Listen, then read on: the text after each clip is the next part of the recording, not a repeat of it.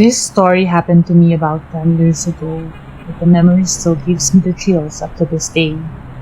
For the sake of the story, you can call me Sophie. I just graduated from college and was very excited to land my first job that day. I had 2 scheduled interviews in Manila and was very confident that I'll nail both of them. I was young and I felt invincible. So I got to my interviews, which I thought would only take a few hours, but they actually took the entire day. I finished the last one past 7 p.m. I was exhausted and was very eager to go home and rest. At that time, I was staying with a friend not so far from the city, but because of the rush hour traffic, I know it was gonna take a while before I get there.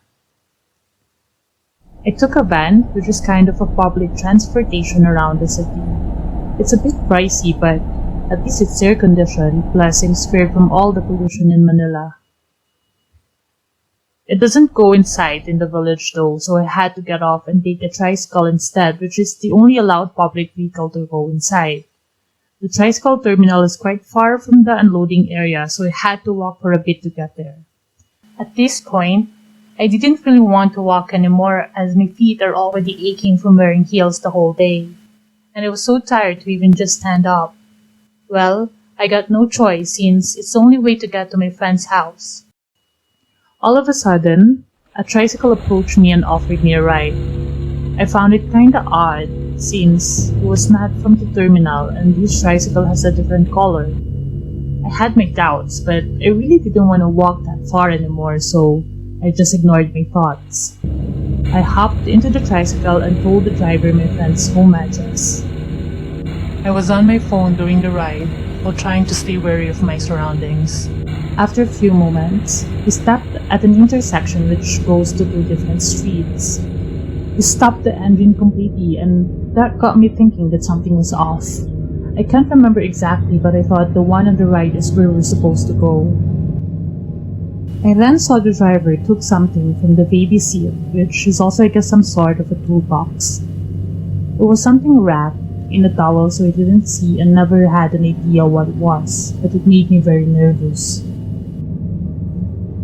He started the engine and went to the street on the left. To be honest, I was still giving him a slight benefit of the doubt. I wasn't really good with directions, especially as my friend was transferred to this new neighborhood. I wasn't sure which was the correct way, so I didn't say anything yet, but I was still keeping vigilant. We kept going until I realized that the driver is taking longer than normal. I mean, it should have been 5 to 7 minutes only. I also noticed that we're heading to the part of the village where there are more trees than houses. Now I know that there is definitely something wrong, so I asked the driver to stop so I can get off. He suddenly twisted the throttle, and the tricycle went crazily fast. I was so scared. It's clear now that this man is up to something dreadful. And then I realized that the thing wrapped in a towel earlier was actually a long, sharp, freaking ice pick. He kept it hidden all this time and was planning to use it for God knows what. In my state of panic, I had this picture in my head of me being in the news the following morning found raped and dead. And that's what took my body into action. Part of my brain that was still working properly that time told me that I have to escape right then while there were still few houses around rather than later when he got me totally isolated. So I jumped off the tricycle not knowing what I'll be landing into. I fell hard because of how fast we were going. I think I got injured but still tried to stand up. I lost my bag and a shoe in the process, but I really couldn't care less at that point. I saw that the tricycle stopped. I thought it was going to turn around, but it's just there, as if it's waiting for me to come back. I started running, screaming for help as adrenaline coursed through my body. I wasn't sure if the guy was chasing after me because I didn't look back and just kept on running. I just heard the sound of the engine getting fainter as I tried to get away from it. I kept running. I got relief when I saw a house with the light still on. I ran towards it, hoping to get help from the people living there. The gates were closed, so I thought of climbing the wall to get to safety. I was kinda hesitant though because I heard dogs barking from the inside the house. They had 5 dogs. I then had to make a choice to keep running and find another house, or climb over the wall and get attacked by these dogs. Screw it, I thought.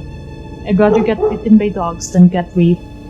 So I climbed the wall and stayed on top, where I started calling for help. The people from the house rushed outside and looked very confused as they found me sitting on their wall. I told them what happened, and they were kind enough to help me get down and take me inside their house. My knees started to get wobbly, and they were shaking so bad. They also called the police, which came right away and asked me about the rest of the details. Obviously, I had no time to think about getting the tricycle's plate number anymore, and the police have no record of the guy's description because he wasn't part of their driver's list. That explains the different color of the tricycle.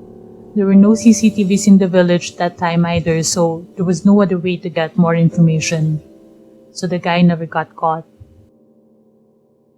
Fast forward to 2021. I drive my own car now and I never had to commute again. Though this experience and the fear of riding the public tricycle will always stay with me.